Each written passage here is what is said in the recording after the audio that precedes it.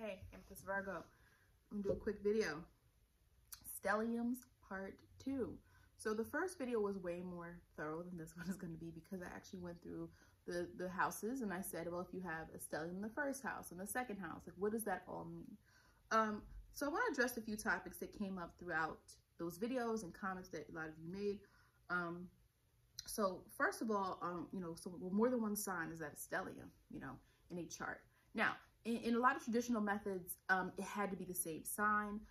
Obviously, when you use whole signs, that's going to be all the same sign. When you use Placidus, that's where sometimes you're going to see something like a person's like, well, I have 2 planets in Leo and 1 in Virgo in my house.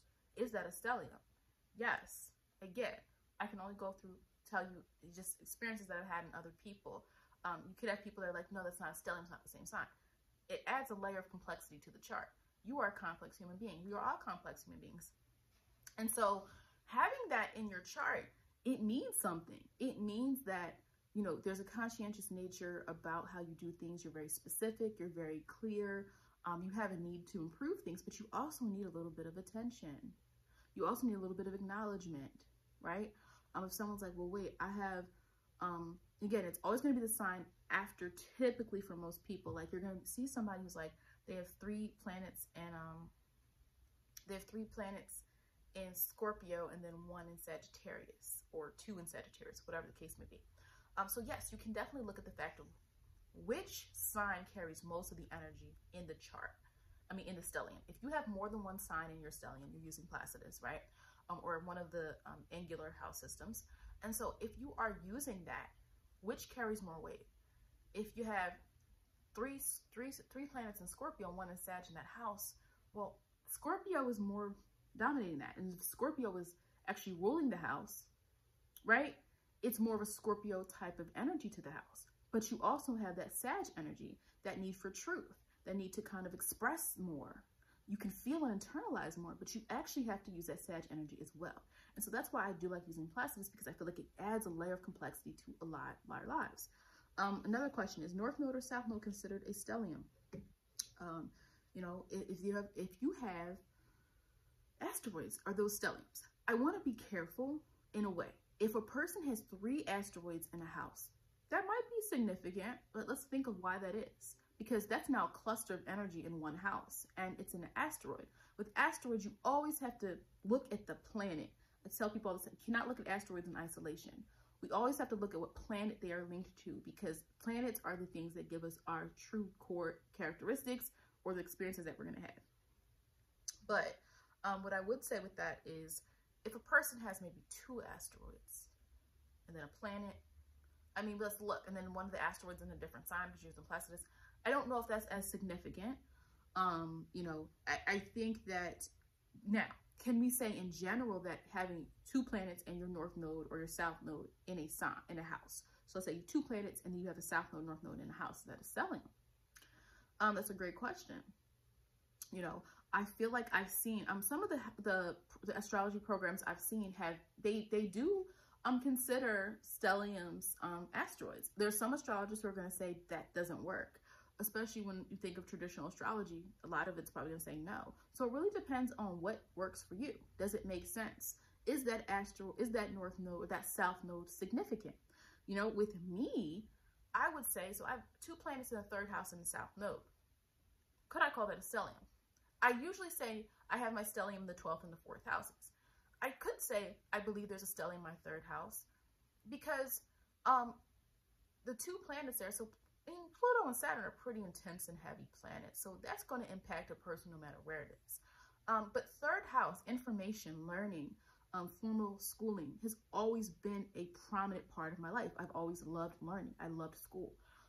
There were some years I didn't like as much, but I liked it. I liked the learning process. I liked doing homework. I liked doing tests to prove that I could get it right.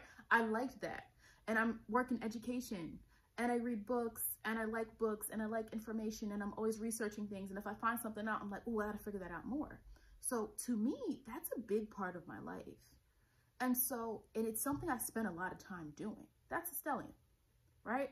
Now, again, you can have a person who's like, no, that's not. But it's like, if that's my experience and I'm still using the basic definitions of astrology, right? So that's the thing with astrology. You can't go too far off or you're not doing astrology anymore. If a person starts saying something about Leos that's not true, and y'all all, not you guys, but people all like that comment and whatever, it's like, that's not really astrology anymore, because that's not the rule of Leo. You can't say Leo is the most detail-oriented sign of the zodiac. That's not true. I do know a Leo who is, but this Leo has Mercury and Virgo. Very organized person. But you can't take attributes of other signs and then brag on them and say that's exclusive to your sign. That's not how that works. Though, as human beings, all of our signs have love and difficulties and challenges and humor and value things and have friendships and have families and things like that. Like, we all as humans have similar situations. We just have to look at how the signs show those. That's all. Stop saying one sign is the only one, but at the same time, you can't make a whole list of things that is not a sign. That's a different point. The point being is you still have to use astrology. And so when we bend the rules a little bit, I want us to be very careful, because it's not saying that start making anything up. But a lot of astrology programs I see actually do say they can be stelliums. You know, they'll say there's a stellium between someone's north node, their Mercury, and their Pluto. So it's not the same as a planet, though, which we understand. The node is not a personality trait. So it's not going to be as strong as a person like my sun, my Mercury, my Venus, and my moon is in the 4th house. If somebody says that, that is not the same as someone saying my sun, my moon, and my north node is there. Because the node is what you have to achieve to. You have to do something. The node is not a personality trait. It's not like your Mercury, the way you communicate, or the moon, how you emotionally feel. And so I want us to be careful there. But a stellium is a concentration of energy. That is what we have to remember. If something is a concentration of energy, let's pay attention to it. Again, stellium activation. Well, you know, a lot of times people are like, well, I have these planets and they don't resonate, or I don't know what to do with it. Have you activated it? Okay. And what I mean by activation is, like, sometimes you have a square to one planet. And if you just fix that issue, if you just work through that issue, you actually would start to see the magnitude of your stellium come alive. And now all of a sudden things are working in your favor. You know, you have to look at the most challenging aspect in your chart. Look at the stellium. What's the most challenging planet?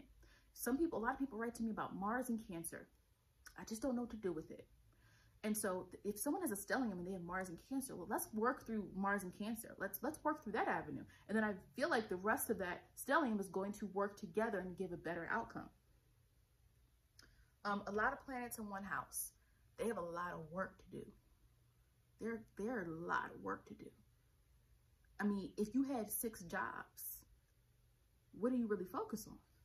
I mean, you can definitely have people with multiple streams of income. I encourage that. I encourage people to have multiple streams of income, especially if you have a talent or a hobby. Find a way to do what you like to do on the side. Make sure you're ready. I'll do a video one day about how my journey through doing readings professionally and things like that. Because there was a process to it. I went through a process, meaning I didn't just jump to doing it. I had to make sure I was ready. I had to make sure that, you know, I don't know, I might do a video on that one day. But a lot of planets in one house means there's a lot of work to do. There's a lot of things to do. And though it can look beautiful at first, that's a lot of confusion. Think about it. If you had 6 jobs, you wake up in the morning, you're like, okay, do I go here? Do I go there? Okay, let me send those orders off. Oh, let me go in the building. Let me go into the office. Let me send this person that. Let me go do this. It's a lot. And so you have to really understand your stellium. If you have 5 planets in there, I mean, even, you know, once you get to 5, 6, 7, yes, it happens. There's a lot. Now, there's a lot of potential there, because that area of your life, you need to dominate it. You can definitely dominate it. But again, the thing you have to understand about astrology is it's not you have to use the energy as well. You can't just say, my chart's good, so I don't have to do anything in life. Like, you have to match the energy. If you believe in, like, energy, some of you might believe in law of attraction. But if you just understand energy in general and the fact that you have to show the universe a little bit, that's how you manifest, you know. I'm not going to go into a manifestation thing, but, like, literally, when I manifested things, it's because I was showing the universe I was serious. When I haven't manifested the things that I wanted, I was showing the universe that I was not serious. And my actions, your actions are going to show what your true intentions are, okay? And so don't say you want something you're not, but ready. And so that's the thing we have to understand there is, like, it's a lot of planets in one house. You have to understand they're all doing different things. And so it can feel hard at times, and it can feel like you're overcompensating. And what can happen when you have a lot of planets in one house, again, a stellium is 3 or 4 planets in one whole house. Now, planets, a lot of people say, well, what about node? I said a node is fine. But you have to be careful there, because what are you ignoring? If your moon is all by itself, if Jupiter is all by itself, if your sun, what if somebody's sun is all the way over in the 8th house, and they have all these planets in the 12th house or the 1st house? You have 6, 7 planets in the 1st, 12th house, I don't know. But your sun, your expression, where you shine, doesn't get any attention. So you feel like you're going through life accidentally getting attention, because you don't even know, it's hard to show what you really want, because all this energy is devoted to Venus and Mercury and Jupiter and Pluto, and you get caught up in all of this, but you ignore the sun, the expression that naturally needs to come out, or you ignore your moon. I think ignoring your moon is worse than ignoring your sun energy, because I feel like the sun is going to shine either way. Like the sun is your projection, and though you're going to do it by default. But again, it's better to do things with a conscious understanding of what you're doing. And like, someone's like, I'm a Virgo sun. I'm doing this because this is going to improve this. Not just doing something to do it, but every sign needs to eventually reflect on, like, why am I doing this? What is the purpose behind it? But the moon is your emotional needs. And if you spend too much time performing for people and showing the world that you can handle everything, let's say you have this stellium in the 1st house, and you want your identity to be bold and big, but your moon, what you really need emotionally is not nourished, it's not getting fed. So that's one thing I would say with that. Now, I can do a stellium part 3 video. So if you have any questions that I did not answer, again, not a personal chart thing. I mean, like a common issue that it could be based on your chart, meaning like the question can be about, what if a person has this with their stellium? I can definitely answer that, but I just mean I can't interpret your chart via YouTube. Just because, like, one, I have like a lot of folks that I'm doing readings for, and I need to preserve my energy for like people who really want me to invest in their chart. But if you have a general topic for stelliums that I can answer that has to do with everybody, or something that can help other people with similar placements or similar issues with the stellium, drop a comment, and I will, include that in the stellium part 3 video.